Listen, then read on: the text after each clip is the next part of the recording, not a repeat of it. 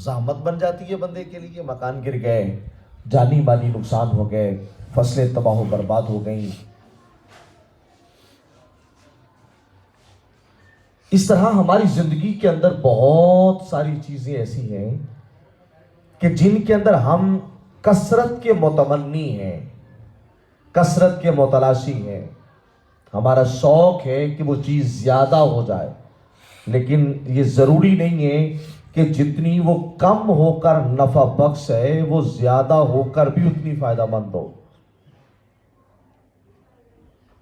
خالق کائنات قرآن مجید برہان رشید میں کثرت کی مذمت بیان کرتے ہوئے ارشاد فرما رہا ہے الہاکم التکاثر حتی زرتم المقابر، کہ تمہیں کثرت نے ہلاک کر دیا حتیٰ کہ تم نے اپنی قبروں کا منہ دیکھ لیا.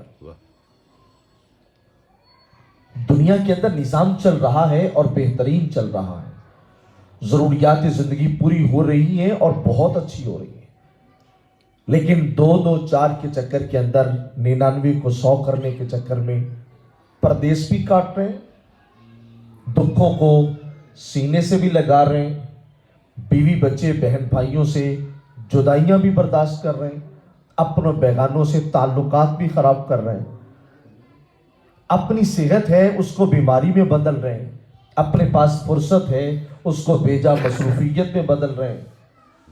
تو بہت ساری چیزیں آج میرے معاشرے میں جس کو اہمیت نہیں دی گئی تھی ہم نے اس کو اپنے لیے اہم کر لیا، اور یہ ہمارے لیے ہلاکت کا ذریعہ ہے. فرمایا الہاکم التکاثر حتی زرتم المقابر.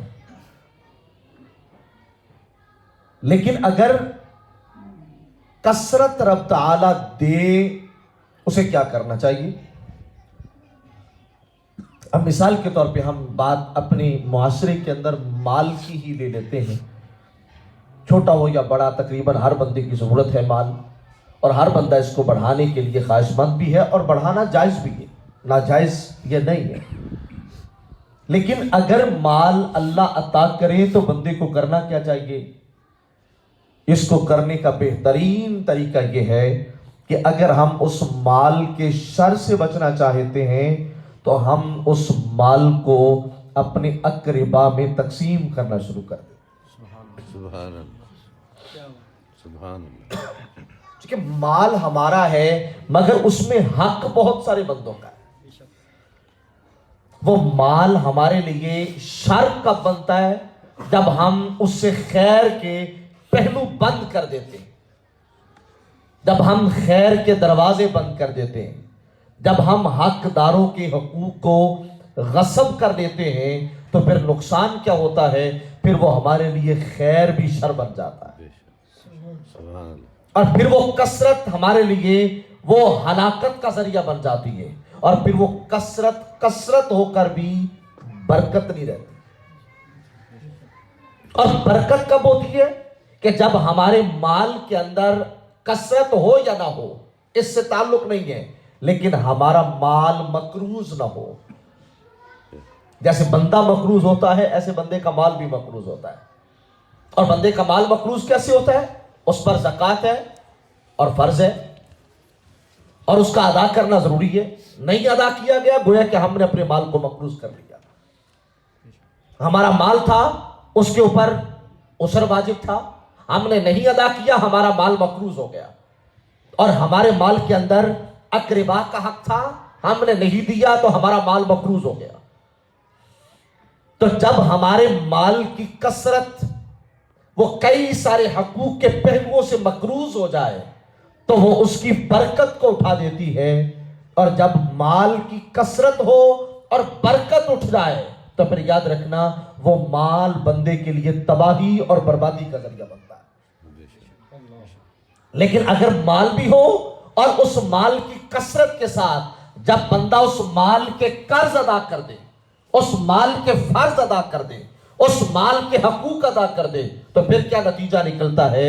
وہ مال تھوڑا ہو یا زیادہ وہ بندے کو تھوڑا ہو تو پریشان نہیں کرتا، زیادہ ہو تو متکبر نہیں کرتا، تھوڑا ہو تو وہ بندے کو بھکاری نہیں کرتا، وہ زیادہ ہو تو وہ بندے کو اترانے پہ مجبور نہیں کرتا، اور اگر تھوڑا ہو تو وہ تھوڑے پر قناعت کرتا ہے، اور اگر زیادہ ہو تو وہ زیادہ پر بندے کو شکر کرنے کا عادی بنا دیتا ہے۔ سبحان اللہ، سبحان اللہ۔ اور یہ فلسفہ الہاکم التکاثر حتی زرتم المقابر۔ رسول کریم صلی اللہ تعالی علیہ وسلم کا اسوہ کاملہ ہمارے لیے بہترین ماڈل ہے، اور خالق کائنات نے نصاب امت دیا ہے، لَقَدْ كَانَ لَكُمْ فِي رَسُولِ اللَّهِ أُسْوَةٌ حَسَنَةٌ۔ حالات کے اندر ڈاؤن اپ ہونا یہ کوئی عجوبہ نہیں ہے۔ زندگی میں اگر کبھی دکھ آ جائے تو بندہ کہے کہ شاید میں اس وقت مبغوض ہو گیا ہوں، اللہ کی نظروں میں میں رسوا ہو گیا ہوں، تو یہ معنی نہیں ہوتا۔ کبھی اللہ اپنے بندے کو محبوب بھی کرنا چاہتا ہوتا ہے۔ اگر ہم ایک لمحہ کے لیے دیکھیں جن حالات سے اللہ تعالیٰ نے اپنے پیارے پیغمبر نبی پاک علیہ السلام کو گزارا ہے، اگر کبھی ہم ان دکھوں کو، ان تکلیفوں کو، ان مصائب و آلام کو اپنی زندگی پہ اپلائی کریں تو ہماری زندگی تو پھولوں کی سیج ہے۔ بے شک، بے شک۔ دیکھیے پیدائش سے پہلے والد گرامی چلے گئے، اللہ، اور ابھی ظاہری عمر 6 سال کے قریب ہے، والدہ محترمہ چلی گئی ہیں، اور بظاہر یتیمی کی حالت ہے، چچاؤں اور تاؤں کے سہارے زندگی بسر ہو رہی ہے، اور ذمہ داری اتنی بڑی دی گئی ہے کہ جو کچھ لوگ قریب تھے وہ بھی بیگانے ہو کے رہ گئے۔ تو کیا مطلب تھا اس کا کہ کیا محبوب پر اللہ تعالیٰ اظہار غضب کر رہا ہے؟ یہ اظہار رحمت ہو رہا ہے، اور یہ پرورش ہو رہی ہے، یہ تربیت ہو رہی ہے، اور خالق کائنات اپنے بندوں کو ایک نمونہ دکھا رہا ہے کہ اگر رب ان مراحل سے گزارے، ان مشکلات سے گزارے، تو مت سمجھنا شاید ہم دور کر دیے گئے ہیں، وہ رب جس کو قریب کرنا چاہے اس کو مصائب سے گزارتا ہے، جو مصائب سے گزر جائے وہ دور نہیں، رب اس کو اپنی رحمت کے جلووں میں جگہ دے دیتا۔ سبحان اللہ، سبحان اللہ۔ امام الانبیاء کو مراحل سے گزارا گیا۔ حضور نبی آخر الزمان شفیع مجرمہ صلی اللہ علیہ وسلم ایک وقت تھا کہ چچا کی کفالت میں تھے، لیکن جب اسباب رزق عام ہو گئے، رزق کی فراوانی ہو گئی، تو میرے آقا نے قرض اتارا۔ حضور کثرت کو برکت کی طرف کیسے لے کے آ سکتے ہیں؟ ہلاکت سے ہم کثرت کو کیسے بچا سکتے ہیں؟ یہ میرے نبی کی سیرت سے بالکل نمایاں پہلو ملتا ہے۔ حضرت ابو طالب کی کفالت میں رہے حضور، چچا ابو طالب نے سرکار علیہ السلام کو سنبھالا، ظاہری جو ضروریات زندگی تھی ان کو خوش اسلوبی کے ساتھ پورا کیا، لیکن جب میرے آقا نے سفر تجارت کیا، مال کی فراوانی ہوئی، تو ایسا نہیں ہے کہ اب جمع کر کے چچاؤں پر، تائے پر، عزیز اقربا رشتہ داروں پر فوقیت کا اظہار کیا جائے، یہ نہیں کیا، بلکہ کیا کیا؟ جو کمزور تھے ان پہ انویسٹ کر کے ان کو اپنے برابر کیا۔ سبحان اللہ۔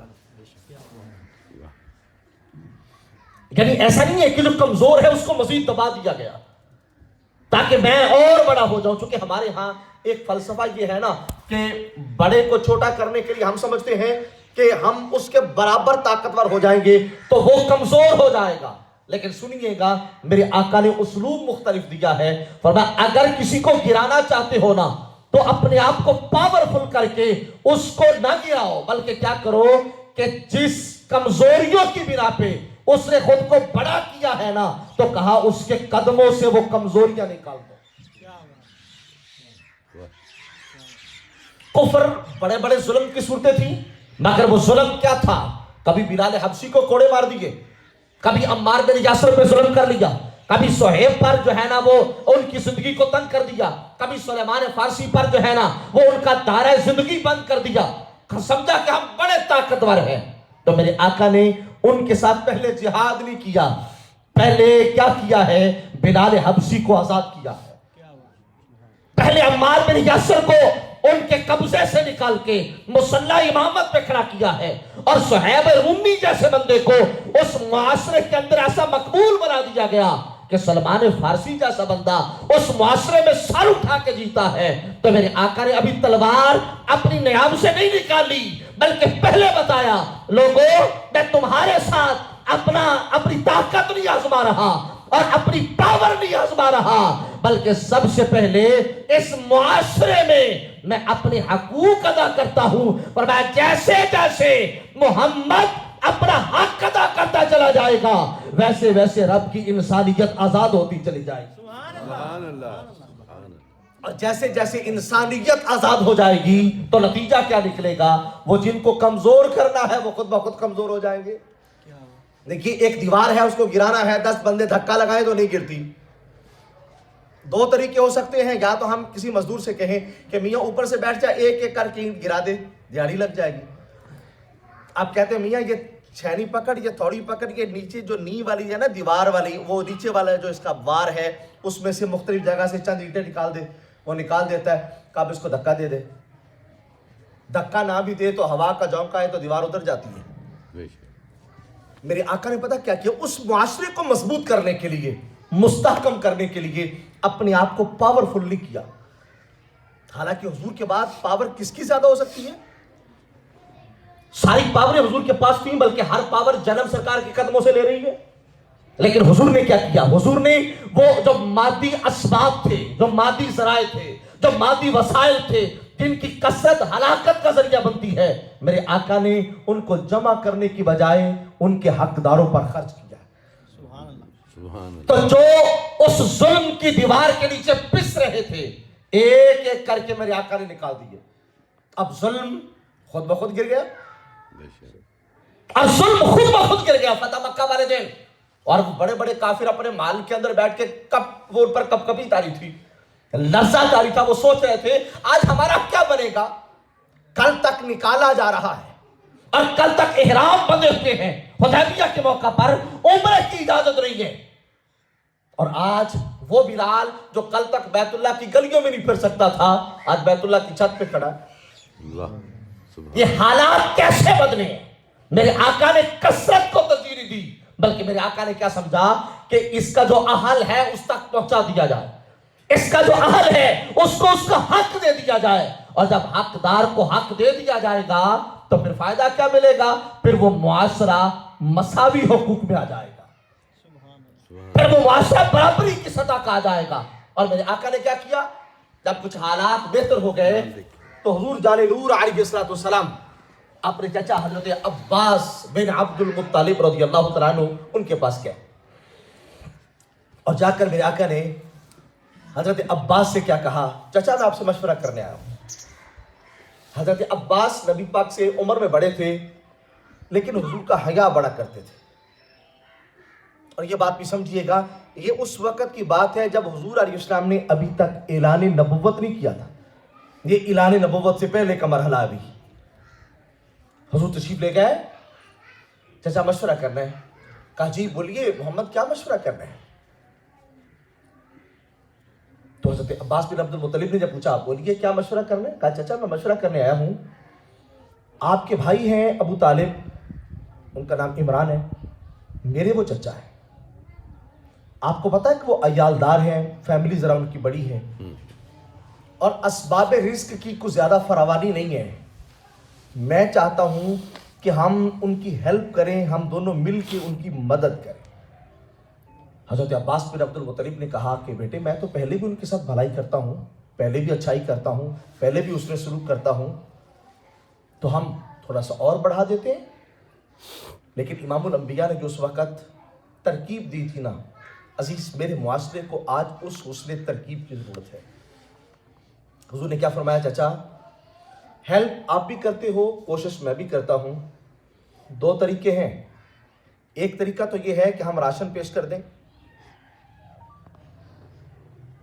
ہم پیسے دے دیں، جانوروں کی شکل میں ہم مال دے دیں، ہیلپ ہو جائے گی۔ تو حضرت عباس پاک نے کہا یہی طریقہ چلتا ہے، ہم یہی کرتے ہیں۔ لیکن حضور نے فرمایا چچا اگر ہم پیسے دیں گے، مال دیں گے، راشن دیں گے، تو اگرچہ لوگوں کو تو نہیں پتا ہوگا کس نے دیا ہے، پر چچا ابو طالب کو تو پتا ہوگا کہ مجھے کس نے دیا ہے، ان کو تو پتا ہوگا نا۔ کہا جی ظاہر بات ان کو تو پتا ہوگا۔ کہا دیکھیے جب ان کو پتا ہوگا کہ یہ احسان مجھ پہ میرے بھائی عباس نے کیا ہے، یا یہ احسان مجھ پر میرے بھتیجے محمد بن عبداللہ نے کیا ہے، تو کہا چچا وہ ساری زندگی نظریں اٹھا کے بات تو نہیں کر سکیں گے۔ واہ آپ کسی کے ساتھ رات کے اندھیرے میں بھی اچھائی کر دیں، جس کے ساتھ بھلا ہوا اس کو تو پتا ہے نا یہ بھلا کس نے کیا ہے۔ بالکل ساری زندگی وہ آپ کے برابر کھڑا ہونے کا دعویٰ تو نہیں کر سکتا نا، ساری زندگی نظریں جھک جائیں گی۔ تو میرے آقا نے بتایا لوگوں یہ مت سمجھنا اللہ کے نبی نے اس معاشرے میں مقبولیت لوگوں پہ احسان کر کے نہیں پائی۔ کوئی سمجھے کہ شاید کسی کے گھر میں راشن دیتے تھے تو وہ مقبول ہو کے حضور کا کلمہ پڑھتے تھے، یہ تصور بھی نہیں ہے اسلام کا۔ بلکہ یہاں پر تصور دیکھنا میرے آقا نے کتنا حسین دیا۔ کہا چچا ایک طریقہ تو یہ ہے ہم راشن پیش کر دیتے ہیں، لیکن اس سے کیا ہوگا، میرے چاچے کا قد چھوٹا ہو جائے گا، ان کے اندر احساس کمتری پیدا ہو جائے گا، وہ کل ہمارے برابر کھڑا ہونا اپنے لیے کمزوری تصور کرے گا، اپنے اندر ہی اندر میں مر جائے گا۔ کہا ایک طریقہ یہ ہے، اس کو میں پسند نہیں کرتا۔ حضرت عباس نے پوچھا محمد بتا اور طریقہ کیا ہے؟ کہا ہم ایسے طریقے سے جائیں کہ ہم دینے والے ہوں مگر دینے والوں کا روپ نہ ہو، ہم ہیلپ کرنے والے، ہم مدد کرنے والے، مگر دینے کے روپ کے اندر نہیں، ہم لینے کے روپ میں جاتے، ہم انداز لینے والا بنا کے جاتے۔ عباس پاک نے پوچھا کہ محمد کیا کہنا چاہتا ہے، کیسے ہم جائیں گے؟ کہا دیکھیے حضور چچا ابو طالب ہے عیالدار، فیملی ان کی بڑی ہے، اسباب رزق کی قلت ہے، ہم نے پیسے دے کر، کھانے پینے کی چیزیں دے کر، اسباب زندگی دے کر ان کی ہیلپ کرنی ہے نا۔ ہم یوں نہ کریں بلکہ ہم چچا کے پاس سوالی بن کے جاتے ہیں، ہم جا کے عرض کرتے ہیں کہ ایک بیٹا مجھے دے دو اور ایک بیٹا اپنے بھائی حضرت عباس کو دے دو، کہ ہم آپ کو پیسے نہیں دیتے، ہم آپ کو راشن نہیں دیتے، اگر یہ دیں گے تو ہمارا احسان ہوگا۔ تو ہم جا کر کہتے ہیں کہ آپ مجھے ایک بیٹا دے دو، میں آپ کے بیٹے کی کفالت کرتا ہوں۔ سبحان اللہ اور پھر مطلب کیا ہوگا کہ ہمارا احسان آپ پر نہیں ہے بلکہ آپ کا احسان ہم پر ہے۔ روٹی تو ہر کوئی دے دیتا ہے، پتر تو ہر بندہ نہیں دیتا نا، بے شک بے شک اور راشن تو ہر بندہ دے دیتا ہے، اولاد تو کوئی نہیں دیتا۔ تو کہا آج ہم چچا کو بھیکاری نہیں بلکہ آج ہم اپنے چچا کو سخی بنا دیتے ہیں۔ آج ہم جا کر چچا کے دروازے سے ہم ایسے سوالی بنتے ہیں کہ ہمارے چچا وہ احساس کمتری کا شکار نہیں، ہمارے چچا کا حوصلہ بڑا ہو جائے گا، ہمارے چچا کی ہمت بڑھ جائے گی، اس کی ڈھارس بن جائے گی۔ حضرت عباس کو یہ طریقہ اتنا اچھا لگا تو کہا ہے بیٹا محمد آپ کی صلاحیتوں کو میں پہلے بھی مانتا تھا لیکن آج سمجھ آ گئی ہے کہ دانائی بڑی عمر میں نہیں، دانائی اس کے پاس ہوتی ہے جس پر اس کا رب مہربان ہو جاتا۔ سبحان اللہ سبحان اللہ اور پھر یہی وجہ تھی حضرت عباس نبی پاک کے معتقد پہلے تھے، کیونکہ حضور نے ابھی اعلان نبوت نہیں کیا تھا، محبت وہ پہلے بڑی کرتے تھے، لیکن اس واقعہ کے بعد انداز محبت بدل گیا تھا۔ اور یہ جب سرکار نے اعلان نبوت کیا، حضرت عباس جب مسلمان ہو گئے تھے نا، تو کسی صحابی رسول نے سوال کیا تھا کیا بتائیے آپ بڑے ہیں یا حضور بڑے؟ یہ سرکار عباس پاک سے سوال کیا گیا تھا، حضور کے چچا سے، بتائیے آپ بڑے ہیں یا حضور بڑے؟ چونکہ حضرت سرکار امیر حمزہ یہ حضور کے جو ہے نا وہ رضائی بھائی بھی ہیں، قریب العمر تھے، تو حضرت عباس بھی بہت زیادہ بڑی عمر کے نہیں تھے حضور سے۔ کہا بتائیے گا آپ بڑے ہیں یا حضور بڑے ہیں؟ تو جواب تو یہی تھا کہ میں بڑا ہوں، جب عمر میں بڑے ہیں تو جواب تو یہ بنتا تھا۔ پوچھا بتائیے کہ آپ بڑے ہیں یا حضور بڑے ہیں؟ تو حضرت عباس سرکار کے چچا کا جواب سننا، کہا بڑے تو حضور ہی ہیں، بس پیدا میں پہلے ہوا تھا۔ واہ کب بڑے حضور ہیں، بس پیدا میں پہلے ہوا تھا، بس یہی فرق ہے، ورنہ ہم محمد کا مقابلہ کیسے کریں؟ وہ تو وہ ہے جس کے ساتھ اس کا رب کلام کیا کرتا ہے۔ سبحان اللہ नाराए रिसालत या रसूल अल्लाह, नाराए रिसालत। या रसूल अल्लाह। اور یہاں پر یہ بات میں کہنا آزاد ضروری سمجھتا ہوں، اس نعرے کی وجہ سے کہہ رہا ہوں، ورنہ میں نے گزر جانا تھا، کیونکہ بسا اوقات ایسا بھی ہوتا ہے کہ اگر موضوع ایسا ہو جائے تو پھر وہ سبحان اللہ کہنے کا بھی یاد نہیں رہتا کہ یہاں سبحان اللہ کہنی تھی۔ لیکن چلو، جو میں کہنا چاہتا تھا وہ یہ ہے کہ بھائی، بندے کو نا باہر کے لوگ مان جاتے ہیں، گھر والے نہیں مانتے، کیونکہ گھر والوں کو پتہ ہوتا ہے کہ یہ کس حیثیت کا عامل ہے۔ باہر والے بندوں کو تو اتنا زیادہ تعلق نہیں ہوتا نا، وہ تو صرف اس کا ظاہر دیکھتے ہیں، خد و خال دیکھ لیے، جبہ قبہ دیکھ لیا، بس ظاہری اخلاق دیکھ لیے تو مان گئے۔ گھر والے عام طور پہ بندے کو مانتے نہیں ہیں، لیکن تاریخ عالم کے اندر میرے نبی کی وہ سیرت ہے اور ایسی بے مثال صورت ہے کہ میرے آقا کا کلمہ باہر والوں نے بعد میں پڑھا ہے اور گھر والوں نے غلامی کا کلمہ پہلے پڑھا ہے۔ بے شک سبحان اللہ۔ دیکھیے، سب سے پہلے حضور کا کلمہ پڑھنے والی حضور کی بیوی ہے، اور حضرت علی المرتضیٰ شیر خدا کرم اللہ تعالیٰ وجہ الکریم جو حضور کے گھر میں تھے وہ پڑھنے والے، بے شک اور حضور کے اقربا میں حضرت صدیق اکبر پڑھنے والے ہیں۔ مطلب کیا ہے کہ نبی پاک علیہ السلام کا اخلاق، حضور کا کردار ایسا تھا کہ جس کی مشک اور جس کی خوشبو سے سارا عالم تو معطر تھا ہی تھا، لیکن پہلے والے جو قریب والے تھے انہوں نے کلمہ پڑھ کے بتایا کہ جو تم نے دیکھا تم نے بعد میں دیکھا ہے، اور ہم نے اوصاف محمد کو ہم نے پہلے دیکھا ہے۔ سبحان اللہ، سبحان اللہ۔ اور دیکھیے، حضرت عباس اور حضرت جناب رسول اللہ حضرت ابو طالب کے پاس چلے گئے اور جا کر کہا، آج ہم سوالی بن کے آئے ہیں، دونوں چاچا بھتیجا، عبد المطلب کے بیٹے ہیں۔ ابو طالب نے کہا، جی محمد بتائیے میں آپ کے لیے کیا کر سکتا ہوں، بتائیے میں کیا کر سکتا ہوں۔ کہا، آج ہم آپ کی بارگاہ میں اس لیے آئے ہیں، ایک بیٹا مجھے عطا کر دے اور ایک لال اپنے بھائی حضرت عباس کو دے دے، ہم ان کی کفالت کریں گے، پڑھائیں لکھائیں گے، بڑا کریں گے، جوان ہو جائیں گے۔ دیکھ لیجیے یار انداز کتنا حسین ہے۔ ابو طالب دنائی کے بادشاہ تھے، سمجھ گئے تو کہا، محمد میں نے تو پہلے بھی کبھی انکار نہیں کیا، میرے 4 بچے بیٹھے ہیں، بول کون سا لیتا ہے۔ یار دیکھ، حضور نے پھر ایک بار دنائی کا مظاہرہ فرمایا۔ حضور فرماتے ہیں، چچا میں سب سے پیار برابر کرتا ہوں، یہ جو آپ نے کہا نا میرے 4 بیٹے ہیں، چاروں میں سے جو اس کا جی چاہتا ہے لے لے۔ حضور، چچا یہ میرے بھائی ہیں، میرے چچا کے بیٹے ہیں، اور میرے لیے یہ برابر ہے، میرے لیے کوئی فرق نہیں ہے، لیکن ایک بات ہے، علی مجھ سے محبت زیادہ کرتا ہے۔ واہ، اگر حضور ایسا کر دیتے کہ میں علی کو لے جاتا ہوں، علی آپ مجھے عطا کر دیں، تو اس کا معنی یہ بننا تھا کہ دوسرے ساری زندگی احساس سے کم طریقہ شکار ہوتے، وہ ساری زندگی کہتے کہ ہمیں ٹھکرا دیا گیا تھا، ہمیں چھوڑ دیا گیا تھا، ہمارا قصور کیا تھا۔ کیا اس کا مطلب یہ بنے گا کہ ہم نگاہ مصطفیٰ میں کمزور ہو گئے تھے؟ لیکن سنیے جناب رسول اللہ صلی اللہ علیہ وسلم نے کیا کیا۔ آپ نے فرمایا، چھوڑ دیجیے اس کو، کرنے سے اپنی مرضی کر، ٹیلی فون دنیا دی واحد شے ہے، کسی ویلے بھی آ سکتا ہے۔ آج میں اس کو بند کرنا بھول گیا۔ اور سنیے، میں دوبارہ سے اس جملے کو اپنے کو ریپیٹ کر رہا ہوں۔ سرکار نے فرمایا، چچا میرے لیے یہ سارے برابر ہیں اور مجھے ان میں کوئی فرق نہیں ہے، لیکن کیا ہے، علی مجھ سے محبت زیادہ کرتا ہے۔ مطلب یہ ہے، علی مجھ سے مانوس زیادہ ہے، وہ انس زیادہ رکھتا ہے، آپ کرم فرمائے مجھے علی عطا فرما دیں۔ واہ، سبحان اللہ۔ اب یہ حضور ہیلپ کرنا چاہتے ہیں، مدد کرنا چاہتے ہیں، تو چچا کا ہی دل نہیں رکھا، بلکہ میرے آقا نے چچا کے بیٹوں کا بھی خیال رکھا ہے، چچا کے بیٹوں کی بھی دلجوئی کی ہے۔ اور حضرت ابو طالب نے سوال کر لیا، کہا، آپ نے کہا کہ علی مجھ سے محبت کرتے ہیں، بتائیے تو علی آپ سے محبت کیسے کرتے؟ محبت تو سارے کرتے۔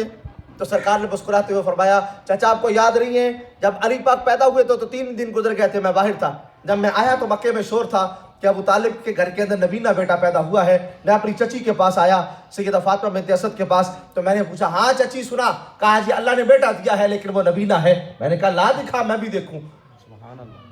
کہا، چچا اس وقت آپ نے دیکھا نہیں جب تک وہ میری چچی فاطمہ بنت اسد کے ہاتھوں میں تھا تو لوگ نبینہ کہتے تھے، اور جب وہ علی محمد کے ہاتھوں میں آیا تو فرمایا محمد اسے دیکھ رہا تھا, علی محمد کو دیکھ رہا تھا. اللہ اکبر. یا رسول اللہ. یا علی. یا غوث. گل ساری سرکار دیے. گل ساری سرکار دیے. یا رسول اللہ. کہا دیکھیے یہ محبت کی علی کی مجھ سے. جب علی پاک جوان ہو گئے تھے تو حضور نے فرد محبت میں ایک دن سوال بھی کیا تھا, قاری بتا تو صحیح وہ 3 دن دنیا کی کیوں نہیں کھولی تھی؟ تو علی پاک نے بھی ویسے محبت میں جواب عرض کیا, حضور میرا جی چاہتا تھا آنکھ کھلے تو پہلے چہرہ مصطفیٰ دیکھے. اللہ اکبر. سبحان اللہ. حضور میں اس لیے بند کر کے بیٹھا تھا. اب علی کے مرتضیٰ شیر خدا رضی اللہ تعالیٰ عنہ کو میرے آقا نے ایڈاپٹ کیا ہے, گود میں لیا ہے, تو نہ چچا کا دل ٹوٹنے دیا اور نہ چچا کے بیٹے اپنے کزروں کا دل ٹوٹنے دیا. اور یہاں پر ایک اور پہلو بڑا حساس ہے. عام طور پہ چونکہ ہمارے جوائنٹ فیملی سسٹم ہے, جوائنٹ فیملی سسٹم نہ بھی ہوں تو چونکہ عام طور پہ قریب قریب گھر ہوتے ہیں, لین دین ہوتے ہیں, اور بیویوں کی لڑائیاں عام ہیں ہمارے گھروں میں. ہماری ماں کی اگر ناراضگی ہو جائے نا چچی کے ساتھ تو وہ ہماری ماں جی پوندی لگاتا, تو نہیں ادھر جانا, میں گیا تو لتاں توڑ جانیاں. جیسی چونکہ ادھر دی گل ماں دی بہت مانتے ہیں. ماں کبھی نماز پڑھیا تو سانو فکر کوئی نہیں, ماں کبھی قرآن پڑھیا اسی ٹینشن کدی نہیں. ماں نے کیا فلانے نے منڈے نہ پھر کر اسے کدے نہیں سوچی گل. جی ماں نے کہنا چاچی نو نہیں ملنا تو اسی کہنا بالکل مال ہوئے تو لگی رہے گی, ادھر ہی ہوئے گی. تو پھر ہم چاچی کو گالی بھی دیتے. جیسے سخت لفظ ماں کہتی تھی شاید ہم اس سے زیادہ سخت جمع کر کے ہم ماں کے لیے وہ القابات چن چن کے بیان کرتے ہیں. میں عرض کرنا چاہتا ہوں ہماری ماں اور ہماری چچی ہے بہنیں, وہ بہنیں ہی ہوتی ہیں نا, وہ بہنیں ہیں. اگر ان میں آپس میں اختلاف ہے تو اس کا مطلب یہ نہیں ہے کہ ہمیں بھی جواز مل گیا ہم بھی گالیاں بکیں. اور یہاں پر میں تصور دینا چاہتا ہوں میرے آقا کی سیرت کا وہ پہلو کہ جس دن سیدہ فاطمہ بنت اسد کا وصال ہوا تھا, حضرت علی پاک کی والدہ محترمہ کا, نبی پاک نے لحد کھدوائی, پہننے کے لیے اپنا جبہ عطا کیا, پہنانے کے لیے بطور کفن کے, اور لحد میں اترے تو کہا مجھے میری چاچی دو. اور جب اپنے ہاتھوں پہ سیدہ فاطمہ بنت اسد کو لیا تھا نا تو حضور نے ایک جملہ کہا تھا, مولا آمینہ کے بعد اس میری چاچی نے مجھے ماں بن کے پالا ہے. حضور کبھی مولا کبھی فرق نہیں آنے دیا اس نے کہ اس نے اپنے بچوں کو پہلے دے کر اور مجھے بعد میں دیا ہو. مولا اس نے مجھے ماں بن کے پالا ہے. اے اللہ وہ سیدہ آمینہ کے وصال کے بعد اس نے کبھی مجھے ماں کی وہ کبھی کا احساس نہیں ہونے دیا. اے اللہ آج یہ ماں مجھ سے جدا ہو کر مولا تیرے دربار میں آ رہی ہے. اے اللہ یہ جتنی مجھ سے محبت کرتی تھی تو رب ہو کر اتنی مہربانی اس پہ کر دینا. سبحان اللہ. اور حضور سیدہ فاطمہ بنت اسد کو چاچی نہیں کہتے تھے, امی کہتے تھے, امی کہہ کے پکارتے تھے. اور اس دن حضور نے یہ بطور اعزاز کے کہا تھا جب اپنی چچی کا چہرہ دیکھ رہے تھے, کہا بتا آج تیرے بعد میں ماں کس کو کہوں گا کہ وہ ابوا پر میری ماں چلی گئی تھی, جس کے بعد میں کسی کو ماں کہہ سکتا تھا تو وہ فاطمہ بنت اسد تھی. کہ آج وہ ماں بھی آ کے بند کر گئی تو ماں بتا آج تیرے بعد میں ماں کسے کہا کروں گا. حضور سمجھیے ذرا, یہ رسول کریم علیہ السلام نے وہ اپنا حسین پہلو دیا سیرت کا اور امت کو درس دیا کہ ان رشتوں کو شریک نہ سمجھنا, کہ وہ رشتے ہیں جو شریک نہیں بلکہ لا شریک کے پیدا کرتے. یہ چھوٹے چھوٹے اختلاف کی وجہ سے آج ہم چاچوں کو کہتے ہیں میرا تو شریک ہے, اور نہیں جی چاچا, بلکہ وہ محاورہ بھی ہے 100 دوائیاں ایک کیو, 100 چاچے ایک پیو. تو آج کل منڈے بھی جناب چوک جو ہے کہ ہاتھ مار کے محاورہ کہتے ہیں, وہ ویک نہ جی سیاڑیاں نے سچ کیا سی, تو سیاڑیاں بھی باقی ساریاں بھول گئی ہیں, ایک ہی یاد رہی تینوں.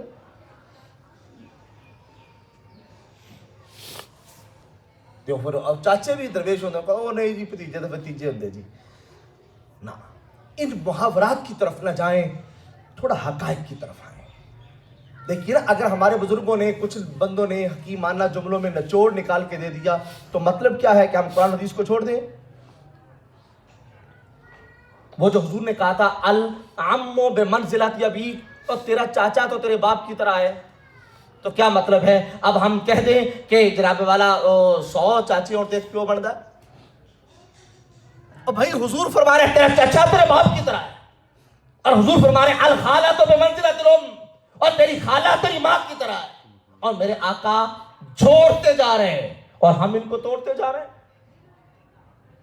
عزیز جب کبھی چچا سے اختلاف ہو جائے نا، ہو جاتا ہے، معاملات زندگی ہے، تو پھر چچا سے نفرت نہیں، چچا سے دوری نہیں۔ کیا ہو گیا اگر چچا نے ایک برس جگہ لے لیا، کیا ہو گیا؟ چچا نے ساتھ لے جانی ہے، وہ بھی ادھر ہی رہے گی۔ لیکن سنیے جو میں تصور دینا چاہتا ہوں، جو میں آج کے سبق کے اندر لازم اپنے لیے سمجھتا ہوں، وہ یہ ہے کہ ہم محسن کے احسان کو یاد رکھیں۔ یار آج اگر میرے چچا نے مجھے تکلیف دی ہے تو کیا ہوا؟ اس چچا نے مجھے راحتیں کتنی دی تھی، اس چچا نے مجھے سکون کتنے دیے تھے، اس چچا نے مجھے آرام کتنے دیے تھے، اس چچا نے مجھ پہ مہربانیاں کتنی کی تھی۔ ہم پیدا ہوئے تو مبارک چچا لے رہا تھا، ہم پیدا ہوئے تو مبارکیاں میرا چچا دے رہا تھا، ہم پیدا ہوئے تو مٹھائیاں میرا چچا بانٹ رہا تھا، ہم چھوٹے تھے تو وہ کام سے تھکا ماندہ آتا تو پہلے ہمیں اٹھاتا اور وہ ہمیں لے کر اپنے جو ہے نا وہ کندھوں پہ بٹھا کے خود سواری بن کے وہ گلی کوچوں کے چکر کاٹتا، وہ سکول سے لے کے آتا، سکول چھوڑ کے آتا، وہ ٹیوشن سے لے کے آتا، شام کو وہ جا کر گراؤنڈوں میں ڈھونڈتا تھا میرا بھتیجا گھر نہیں آیا۔ عید شب رات ہو تو ہمیں خوشیاں دیتا تھا، وہ محنت شاخہ کر کے ہمیں پالتا تھا۔ اولاد پیدا ہونے میں لیٹ ہو گئی تو لوگوں نے تانا دیا تو اس نے کہا یار یہ بھی تو میرے بیٹے ہیں۔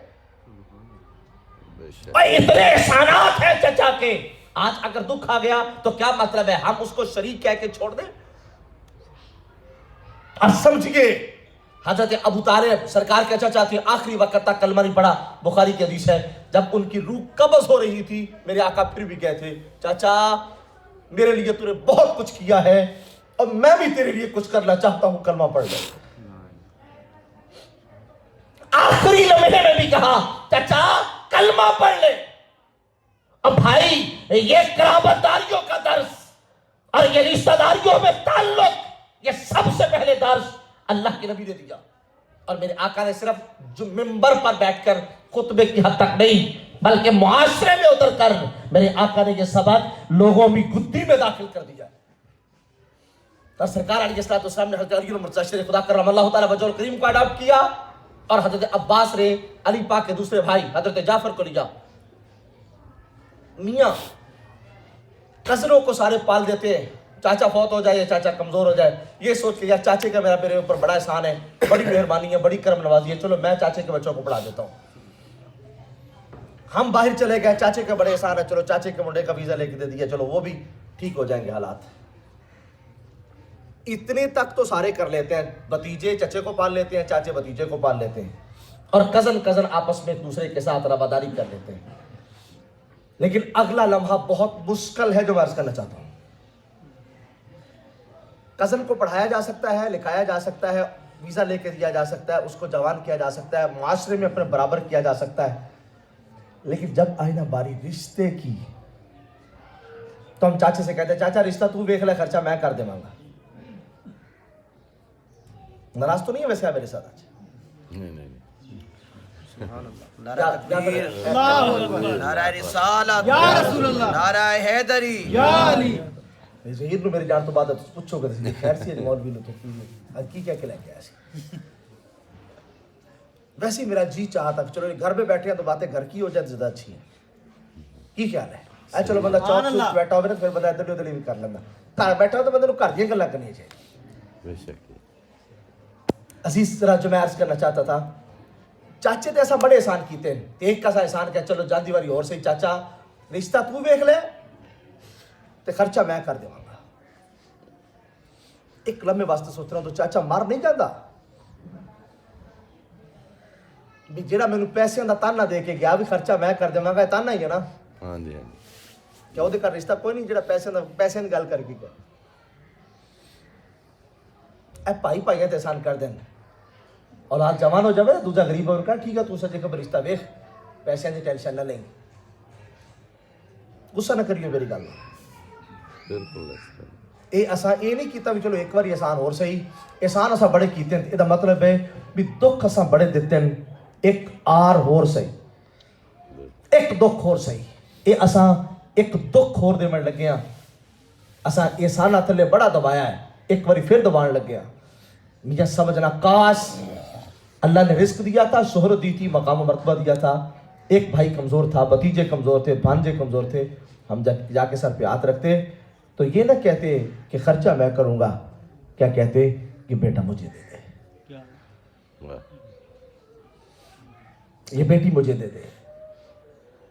तो जो कुछ सियाना बंदा कह भी देवे ना भी यार तेरे भतीजे बैठी ने, भतीजियां बैठी हैं, तो तू घरों क्यों नहीं लिया? कहने का वेखो ना जी, ए हुण अखी वेख के तो मक्खियां नहीं खादियां जांदियां। अल्लाह, भतीजों को, भतीजियों को वो मक्खियां कहता है। क्यों? 4 पैसे जो आ गए ना हाथ में,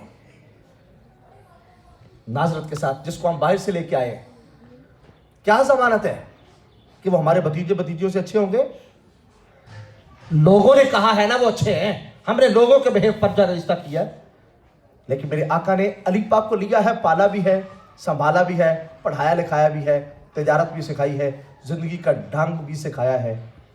और बड़ी बात यह है, अपनी शहजादियों में से जो अपने जिगर का टुकड़ा था ना, मोहम्मद मुस्तफ़ा ने अली को वो फातिमा ज़हरा का निकाह भी दिया है। बेशक बेशक, सैयदा कायनात का निकाह दिया है। और मेरे हुजूर ने बताया, लोगों जहां पर आके तुम्हें अपने दिल को खोलना चाहिए था, वहां पर आके बंद क्यों करते हो? और जिसको तुमने पाला है वो किसी को दे दो, और किसी के पाले हुए खुद लेके आ जाओ। और जो तुम्हारे अपने हैं उनको क्यों नहीं करीब करते? उनसे अपना ताल्लुक मजबूत क्यों नहीं करते? और कहा अगर वो तुम्हारे अपने हैं, हया तो होगा, अपने हैं मोहब्बत तो होगी, अपने हैं खुलूस तो होगा, अपने हैं एहसानात तो होंगे। और बाहर वाले का क्या एहसान है तुम पर, और तुम्हारा एहसान क्या है बाहर वाले पे? बेशक, लेकिन इस्लाम ने और पैगंबर इस्लाम हुजूर नबी आखिर ज़माने क्या दरस दिया? कहा मैंने पाला ही नहीं, मैंने संभाला भी है। और फिर कैसा संभाला है कि उसको सैयदा कायनात का निकाह दिया। सुभान अल्लाह। और कभी सीरत का ये पहलू पढ़ के देखना, मेरे आका अपने अजीजों को खुददारी कैसी देते थे। आज तो हम एहसान करके मार देते हैं ना उसको, वो जीने का बेचारा सलीका ही भूल जाता है एहसानों के नीचे दबके। अली पाक को पाला भी है, संभाला भी है, पढ़ाया लिखाया भी है, सारे औसाफ दिए। सैयदा कायनात जब जवान होगी ना तो सिद्दीक अकबर रज़ियल्लाहु तआला अन्हु रिश्ते के ताले बन के गए। ये अरब का दस्तूर था, किसी की बेटी जवान हो जाती तो अजीज रिश्तेदार ताल्लुकदार जाके झोली फैला के सवाल करते थे, हम मुतमन्नी हैं। उस वक्त बेटियों की इज्जत भी होती थी। हुजूर ने फरमाया मैं इंतजार में हूँ। सिद्दीक पाक वापस चले गए, उमर पाक को भेजा, आप जाओ। उमर पाक हाजिर खिदमत। सरकार ने फरमाया मैं इंतजार में हूँ। दोनों भाइयों ने आपस में मशवरा किया, तो इंतजार किसका हो सकता है? अली का ही है ना। चलो हम अली को भेजते हैं। मशवरा किया अली पाक से, अली पाक आप जाइए हुजूर के दर दौलत पे। अली पाक कहने लगे मैं तही दामन हूँ, हालात आपके सामने हैं, कैसे जाऊँ? वो मखदूमा कायनात है। लेकिन वो जो उमर बिन खत्ताब का जुमला था ना अजीज, वो तकदीरें बदल देने वाला जुमला था। आपने फरमाया अली तू तो हमसे ज्यादा जानता है, अल्लाह का नबी माल नहीं देखता, हुजूर जब भी देखते हैं हुस्न अमाल देखते हैं। का हुजूर सिर नहीं देखते, हुजूर दिल देखते हैं। फरमाया जाइए। अली पाक को तैयार कर दिया, अली पाक चले गए। और हुजूर पाक ने पूछा कैसे आए हो अली? हुजूर इस मकसद के लिए भेजा गया हूं। तो सरकार ने एक सवाल किया था, क्या तेरे पास कुछ है, हक महर देने को कुछ है? ये जुमला कहना मेरे लिए जुबान कटवाने से कोई कम नहीं है, लेकिन मैं कह रहा हूं और बड़े तहम्मुल से, बड़े सोच के जुमला कह रहा हूं। हुजूर पाला भी था, संभाला भी था, सारी जिंदगी की ख्वाहिशें और जरूरतें भी पूरी की थी, और जिम्मेदारी से पाला है। एक एहसान तो और कर देते साहब, एक एहसान तो और कर देते। जब इतना बड़ा एहसान कर दिया, बेटी दे दी है। आज क्या हम ट्रकों के ट्रक सामान की बेटियों को नहीं दे देते? क्या सोच के देते हैं कि बेटी है, बेटियों से क्या चीज प्यारी होती है? सब कुछ इसी बिना पे देते हैं, वरना शरीयत तो लाजम नहीं करती। जिसको मोहब्बत में देते हैं ना तो हुजूर भी दे देते। लेकिन ये क्यों पूछा? और फिर उन्होंने क्या किया, हुजूर आपको तो पता है मेरे पास क्या है। हुजूर के तो घर में थे, हुजूर को पता नहीं था क्या है। हुजूर एक ज़िरा है, फरमाया ज़िरा लेके आओ। ज़िरा बिकवाई गई, पैसे लिए गए, अली पाक की जगह एक बीबी को दिए गए, अली पाक का वकील बना के जाइए, जाके फातिमा के सामान, जहेज का सामान तैयार करके लाइए। हुजूर सीरत देना चाहते थे, किरदार देना चाहते थे, ये अपनी जगह पर एक सेपरेट बाब है। लेकिन यहाँ हुजूर एक दर्स देना चाहते थे। फरमाया बहुत एहसान है मेरे अली पे, अली मेरा भाई था, कोई एहसान नहीं है। चाचे ने मुझे पाला था, मैंने चाचा का बेटा पाल दिया, ये मैं एहसान नहीं समझता, फर्ज समझता था, अपने लिए कर दिया। अब है मसला, अगर मैं अली का निकाह अपनी जेब से कर देता ना, महर अपनी जेब से अदा कर देता, तो इसका माना यह बनना था, फातिमा कभी सोच सकती थी अली के पास क्या था, सब कुछ तो मेरे बाप ने किया है। गो कि वो पाक हैं, वो पाकीज़ा लोग हैं, वो इस तरह की सोच से भी पाक हैं। लेकिन हुजूर समझिए जरा, मेरे आका यहां पर हजरत अली पाक का कद बड़ा करना चाहते थे कि अली कभी जिंदगी में सोचे भी ना कि शायद मैं गिरा पड़ा था, मुझे उठा के खड़ा किया है। और मैं नहीं, अली तेरा कद छोटा नहीं, मोहम्मद तेरा कद और बड़ा करता है। अपनी सिरा बेच, निकाह कर, ताकि तुझे भी पता चले, रिश्तेदारों को भी पता चले, घर वालों को भी पता चले कि अली एहसास कमतरी का शिकार नहीं है, बल्कि अली एक खुददारी का नाम है, सुभान अल्लाह, बल्कि अली एक खुददारी का नाम है। और मेरे आका खुददारी के लिए हुजूर ने ये काम करवाया, वरना हुजूर ये भी कर सकते थे। और हुजूर नबी आखिर ज़मां शफ़ीअ मुजरिमा सल्लल्लाहु अलैहि वसल्लम की सीरत यहां से शुरू होती है। हुजूर ये इब्तदा है मेरे नबी की सीरत का, जो हुजूर ने अपने घर में मेरे आका ने जो सीरत दिखाई है, ये उसका हुस्न है। और फिर समझिए, जब घर के अंदर जो हुजूर की सीरत है, अगर उसका हुस्न ये है, तो फिर बाहर वालों पर इसका ताल्लुक कितना मजबूत हुआ होगा। जब यारे गार यारे मजार सरकार सैयद सिद्दीक़ अकबर रज़ियल्लाहु ताला ने देखा ना कि सरकार अली इस्लाम ने अली मुर्तज़ा को लेकर अपना बेटा बनाया है, मुतवन्ना बनाया है, एडॉप्टेड चाइल्ड है सरकार अली पाक, तो कहा क्यों ना हो एक बेटा मैं भी ले लूं। और सिद्दीक़ अकबर असाम में से वो हसीन सहाबी रसूल का नाम है जो अमल करने के लिए हुजूर के हुक्म का इंतजार नहीं करते, हुजूर की सीरत का कोई पहलू नजर आ जाए, सिद्दीक कहते हैं मौत का पता कोई नहीं, अमल इतने भी करो।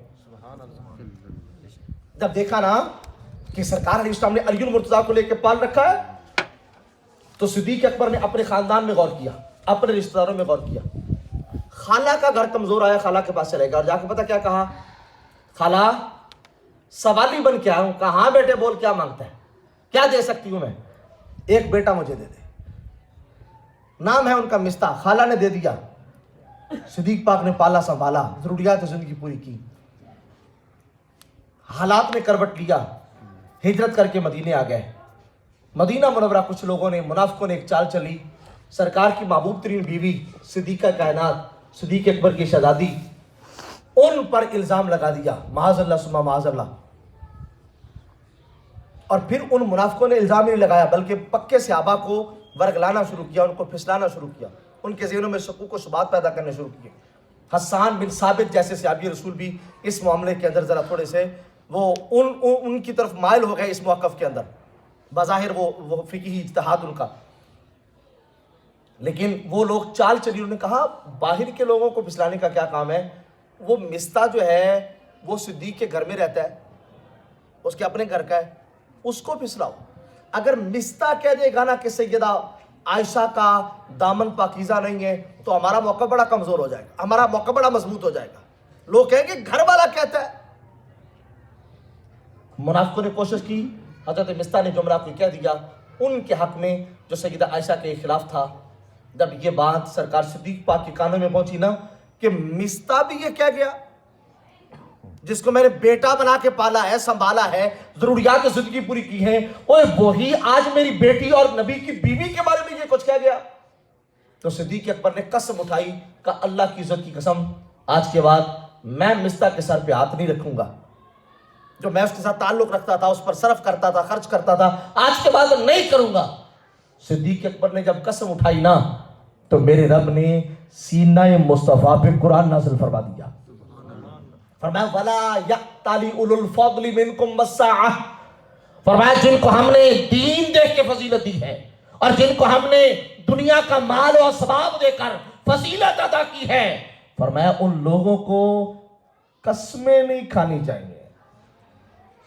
वला यक्ताली उलुल फज़्ल, फरमाया जो साहिबान फजीलत है वो कसमें ना उठाए। किस बात की? अय्युतुल कुर्बा वल मसाकीन वल मुहाजिरीन फी सबीलिल्लाह, कि वो बंदा जिससे एक रिश्ता नहीं है, तीन रिश्ते हैं, اور کہا دیکھیے وہ قریبی بھی ہے، خالہ کا بیٹا ہے، مسکین تہی دامن بھی ہے، مہاجرین فی سبیل اللہ، اور بدر کا فاتح بھی ہے اور مہاجر بھی ہے، مکہ چھوڑ کے مدینے آ گیا صدیق کے لیے. تو آج صدیق اکبر ایک بات کے پیچھے قسم دے رہا ہے کہ میں آج کے بعد اس کے سر پہ ہاتھ نہیں رکھوں گا، آج کے بعد میں اس کی ضروریات زندگی پوری نہیں کروں گا. کہا یہ کیسے کہہ دیا؟ وَلَا يَعْتَرِرُ الْفَضْلِ، کہا فضیلت والے لوگ اس بات کی قسم نہ اٹھائیں. اور بلکہ آگے کیا کہا؟ فرمایا وَلْيَعْفُوا وَلْيَصْفَحُوا، چاہیے تو یہ کہ قسم اٹھانے کی بجائے نہ معاف کر دیں. اور اس جملے کے اندر حضور اللہ کرے سمجھ آئے. میں میرے بھائی قبلہ قاری صاحب کی نظر یہ جملہ عرض کرنا چاہتا ہوں توجہ کے لیے. وَلْيَعْفُوا کہہ دینا کافی تھا، چاہیے کہ وہ معاف فرما دے. وَلْيَعْفُوا کے بعد وَلْيَصْفَحُوا کیوں کہا؟ وَلْيَعْفُوا وَلْيَصْفَحُوا، ایک ہوتا ہے زبان سے معاف کرنا، ایک ہوتا ہے دل سے معاف کرنا. یعفو کا مطلب ہے زبان سے معاف کرنا اور یصفحو کا مطلب ہے دل سے معاف کرنا. کا صدیق صرف مستح کو زبان سے نہیں بلکہ زبان سے بھی معاف کر اور اس مستح کو اپنے دل سے بھی معاف فرما دے. اور آگے شوق دلایا معاف کرنے کا. فرمایا الا تحبون ان یغفر اللہ لکم، کیا تم اس بات کو پسند نہیں کرتے اللہ بھی تمہیں معاف کر دے؟ حضور یہ بہت بڑا فلسفہ دیا ہے. آج میرے سمیت ہر بندہ اللہ سے معافیاں مانگتا ہے، مولا اے بھی معاف کر دیا، اے بھی معاف کر دیا، اے بھی معاف کر دیا. لیکن جو میری چوکھٹ میں بیٹھا معافیاں مانگتا ہے میں اس کو معاف نہیں کرتا. اے کسی دی تھی پودی شادی ہوئے تو نکے نکے بچے لے کے ساڈے بوئے تے نہیں آئے بیٹھا تھا بھی میری عزت دا مسئلہ آ جاؤ، اسی چوڑے ہو جانے ہیں. اللہ سے معافیاں مانگتے ہیں مگر جو ہم سے معافی مانگتے ہیں ہم اس کو معافی دیتے نہیں ہیں. فرمایا الا تحبون ان یغفر اللہ لکم، کیا تم اس بات کو پسند نہیں کرتے اللہ تمہیں معاف کر دے؟ اس آیت کا رابط قائم کریں وَلْيَعْفُوا وَلْيَصْفَحُوا کے ساتھ تو یہ بنے گا اگر یہ چاہتے ہو نا اللہ تمہیں معاف کرے تو فرمایا پہلے تم زبان سے بھی معاف کرو، دل سے بھی معاف کرو. اگر زبان اور دل سے معاف کرو گے تو نتیجے میں رب تعالیٰ تمہیں بھی معاف کر دے گا. ان اللہ غفور الرحیم. یہ اس آیت کا اختتام ہو جاتا ہے. جب یہ آیت نازل ہوئی نا صدیق اکبر کھڑے ہو گئے، حضور کو عرض کی حضور گواہ ہو جاؤ، گواہ ہو جاؤ، حضور گواہ بن جاؤ، میں نے مستح کو معاف کر دیا ہے، آپ دعا فرمائیں اللہ مجھے بھی معاف فرما دے. حضور آج اگر ہم سفارش کریں گے نا کسی کی کہ یار فلانے کو معاف کر دے تو وہ آگے سے کہتا ہے یار دس انہیں کو گل چھڈی ایسی معافی والی، انہیں میرے نال اے کیتا. اے ٹھنڈے دل نہ سوچنا اے جڑی مستح نے صدیق اکبر نال کیتی ہے ادھر وڈی کوئی کر سکتا ہے؟ اس تو بڑا کوئی جرم ہے؟ اللہ کا قرآن کہتا ہے بہتان عظیم، سب تو بڑا بہتان کہ وہ نبی کی بیوی ہے، حضور کا فراش ہے اور صدیق اکبر کی صداقت کی نشانی ہے، تو کوئی اس پر الزام لگا دے کتنا بڑا الزام تھا. تو فرمایا اگر صدیق اکبر یہ معاف کر سکتا ہے تو پھر صدیق کی صداقت کو ماننے والے غلام نبی کا حق نہیں بنتا وہ دوسروں کی چھوٹی چھوٹی غلطیاں معاف کر دے. لیکن آخری ہمارا جملہ کیا ہوتا ہے؟ او نہیں جی میں بڑیاں چنگیاں کیتی ہیں پر انہیں میرے نہ ایک بھی چنگی نہیں کیتی، میں کدوں تک کراں؟ بھائی فیصلہ آپ نے خود کرنا ہے. آپ نے 100 اچھائیاں کی ہیں، اس نے 150 برائی کی ہے. آپ نے 100 بار بھلا دیا ہے، اس نے 150 بار نقصان دیا ہے. یہی ہو جائے گا نا زیادہ سے زیادہ. لیکن کیا آپ اللہ کی تقسیم پہ راضی نہیں ہیں؟ اس نے اسے شر کی توفیق دی ہے، تمہیں خیر کی. اس کو نقصان کی تکلیف دی ہے، توفیق دی ہے اور تمہیں نفع دینے کی.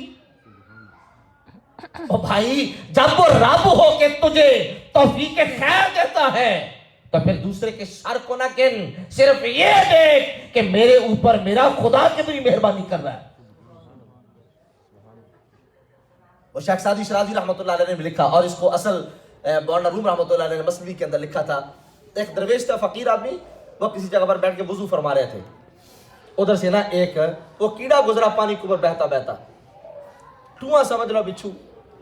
تو بابے اور ترس آیا بھی جو ڈوبیاں کھاندا ہے بھی چلو میں باہر کٹ دینا، انہیں ہاتھ رکھے نا باہر کٹنے واسطے تے انہیں ڈس لیا، انہیں کٹ دیتا، تو بڑی تکلیف ہوئی، تو ہاتھ لیا ڈگ گیا تھلے، دوبارہ پھر چکڑ لگے، پھر انہیں وڈ لیا، وہ پھر ڈگ گیا، تو تیسری باری ہاتھ پایا نا میں باہر کٹنا، تو وہ جڑا بابی انہوں دا درویش سی نا طالب علم نال، وہ کہنے لگا بابا جی پر ڈوبدا تے ڈبن دو، دفاع کرو مرن دے انہوں پر، بھی تسی جو 2 باری بچایا تے اے ظالم تہاڈا ہاتھ وڈدا ہے، ٹکدا ہے، او ڈنگ ماردا ہے تے ڈبن دے اوپر۔ آپ نے فرمایا بس بچے یہی تو فرق ہے بھی جی وہ اپنی پیڑی عادت نہیں چھڑدا تے میں اپنی چنگی کیوں چھڈاں؟ واہ سبحان اللہ، جی وہ اپنی پیڑی عادت نہیں چھڑدا تے میں اپنی، یار میرے آقا صرف ایک بار تبلیغ کر دیتے، لوگوں کو بلا لیتے، اچھائی کی طرف آتے آتے، نہیں آتے قسموں کو کھائیں، لیکن نہیں بھائی فرشتے آ گئے تھے عذاب والے بھی، آپ کی جوتوں میں ہو، سرکار کے جسم پاک کا لہو جمع ہو چکا تھا حضور کے جوتوں میں ہو، اللہ کی رحمت بھی غضب میں تھی، فیصلہ کریں ایک اشارے ابرو ہو جائے تو ہم طائف والوں کو مٹا کے رکھ دیں گے۔ حضور نے کیا فرمایا؟ اللہم اہدی قومی فإنہم لا یعلمون، اے اللہ اگر یہ تو نے ظلم کے لیے پیدا کیے ہیں تو ان کا مقدر، لیکن تو نے مجھے تو رحمت والا نبی بنا کے بھیجا ہے نا، واہ سبحان اللہ، اے اللہ وہ اپنے ظلم سے باز نہیں آتے تو یہ ان کا نصیب ہے، مجھے تو نے رحمت والا بنا کے بھیجا ہے، تو مولا کیا کر، بس میں تو یہی کہہ سکتا ہوں اے اللہ تو ان کو ہدایت عطا کر دے، اے اللہ تو ان کو ہدایت عطا کر دے۔ اب اگر حضور یہ بھی کہہ سکتے تھے مولا نہ کچھ نہ کہیں، معاف کرنے کا طریقہ یہ بھی ہے نا، لیکن حضور نے فرمایا میں یہ بھی تو کہنا بھی اللہ کچھ نہ کہیں، میں ایدی جگہ تے ایک کہہ دینا اے اللہ تو انہوں نے ہدایت دے دے۔ وہ کسی نے ہمارے ایک بزرگ ہیں ان سے پوچھا تھا بھئی یزید تے لعنت کرنا جائز ہے؟ آپ نے فرمایا جی انج کرو بھی جیڑا ٹائم تو یزید تے لعنت کرنی ہے حسین دے بابے تے درود پڑھ لو، کیڑا سونا کام ہے یار۔ انداز زندگی بدل لیں، کسی کی غیبت کرنے کی بجائے اس کی اچھائی کریں، ٹھیک ہے جی، کسی سے اس نے سلوک کرنا ہے تو اتنی محبت والے لہجے میں کریں کہ اس کی نظر نہ جھکے، اس کو پتہ بھی نہ چلے اور ہمارا کام بھی ہو جائے۔ اور زندگی میں ایک دستور اپنائیے کہ دوسروں کی برائی آئے تو نظر جھکا لے، مجھے نظر ہی نہیں آئے، اچھائی آئے تو آنکھیں کھول کے دیکھ تاکہ اس کی قدر تیرے دل میں حاوی ہو جائے، تیرے دماغ پر بیٹھ جائے کہ یار یہ بندہ نیک ہے۔ یہ ہم نے دیکھا نا کئی بار، میں آپ کا ٹائم ایسے 12 منٹ میں نے زیادہ لے لیے، امید ہے میں 1.5 منٹ میں اپنی بات اپنے گفتگو کو 1.5 منٹ میں مکمل کر دوں گا مزید۔ یہ ہمارے ہاں عام طور پہ یہ مکھی ہوتی ہے، مکھی، سارا جسم پاکیزہ ہونا، سارا جسم صاف ستھرا ہو، خوشبو لگی ہو، نہایا دھویا ہو تو نہیں بیٹھے گی بھی تو گند مارنے کے لیے، لیکن چھوٹی سی جگہ پہ زخم ہونا تو یہ آ کے اس پہ بیٹھے گی۔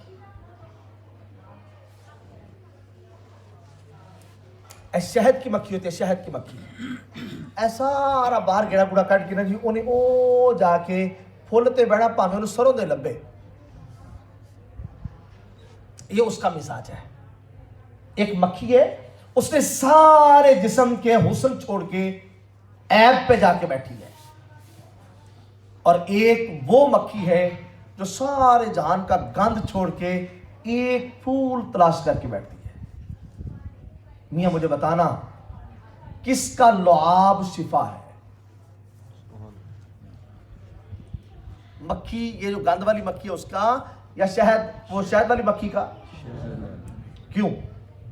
اس کا مزاج ہے، اس کی طبیعت ہے، وہ لوگوں کی برائیاں نہیں ڈھونڈتی، وہ لوگوں کی اچھائیاں ڈھونڈتی ہے، وہ لوگوں کی اچھائیاں تلاش کرتی ہے، وہ پھول کی مہک سونگھتی ہے، جب وہ مہک سونگھتی ہے نا تو میرے رب نے اس کی مہک میں یہ اثر پیدا کر دیا ہے کہ وَيَخْرُجُونَ مِن بُطُونِهِمْ شراب، اللہ فرماتا ہے پھر جو اس کے پیٹ سے نکلتا ہے نا وہ ایسا شراب ہوتا ہے، فرمایا جو پیتا چلا جاتا ہے رب اپنے کرم سے اس کو شفا دیتا چلا جاتا ہے۔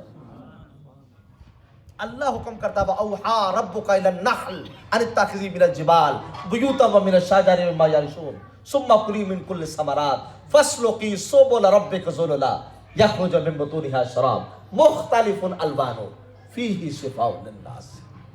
اللہ نے پورے قرآن میں سورت نحل ایک مکھی کے نام پہ پوری سورت اتار دی. کیوں؟ صرف اس کا اچھا وصف ہے. یار ہم نے بھی بہت کچھ کمایا ہے, بہت کچھ بنایا ہے, اب یہ آخرت کے لیے بھی کچھ بنائیں. وہ کیا ہے؟ ہم لوگوں کے بارے اچھے گمان کرنا شروع کریں. بزرگ فرماتے ہیں اگر آپ کسی بندے کو برائی کی جگہ سے نکلتے دیکھیں نا, وہ برائی کر کے نکلا ہے, تو وہاں پر نیک نیتی کریں, ممکن ہے اس نے توبہ کر لی. بے شک. اس کے خلاف گواہیاں نہ دو. میں آپ دیکھیا تو بھائی اپنے آپ سے ڈرو بھئی انہوں توبہ دی توفیق مل گئی. تو کہتے ہیں اللہ اے تقدیر دے کیڑے چ لیا کے مینوں اتنے نہ لے جائے. میاں اپنی آخرت کے لیے کچھ بنائیں, اور لوگوں کی آخرت کا سوال آپ سے نہیں ہوگا, آپ سے اپنے کیے کا سوال ہوگا. اپنے کیے کو سواریں. اللہ تعالی ہماری دنیا اور ہماری آخرت کو بہتر فرمائے. دوران گفتگو جو کہ شاید ممکن ہے کوئی تلخی والا جملہ نکل گیا ہو, یا آپ کے وہ نفیس مزاج کے خلاف کوئی گفتگو ہو گئی ہو, تو ویسے میری نیت تو یقیناً نہ کسی کی دل آزاری تھی, نہ کوئی تانا تشنیع تھا, اللہ رسول کے پیغام کو عام کرنا تھا. تو اگر کوئی جملہ کہا سنا گیا ہو تو اللہ رسول معاف کر دیں, آپ بھی نظر انداز فرمائیں. دعا کریں اللہ تعالیٰ خیر کی توفیق عطا فرمائے. واخر دعوانا الحمدللہ رب العالمین.